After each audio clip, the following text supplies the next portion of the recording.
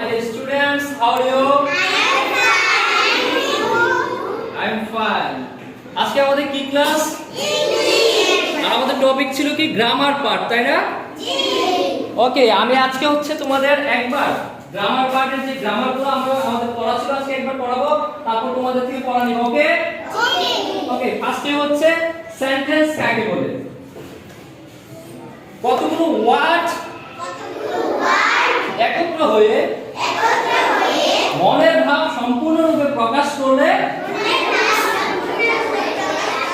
তাকে সেন্টেন্স বলে। 2 নম্বর নাম্বার, যে ওয়ার্ড দ্বারা কোন ব্যক্তি, প্রাণী বা বস্তুর সংখ্যাকে বোঝায় তাকে নাম্বার বলে। আর্টিকেল, এ এন্ড ডাকে আর্টিকেল বলে। টেন্স কাকে বলে? ক্রিয়ার কাজ সম্পূর্ণ হওয়ার সময়কে টেন্স বলে। জেন্ডার কাকে বলে? যে ওয়ার্ড দ্বারা পুরুষ, নারী বা উভয়কে বোঝায় তাকে জেন্ডার বলে। এখন যদি আমি তোমাদের থেকে পড়া ধরে, তোমরা পারবে?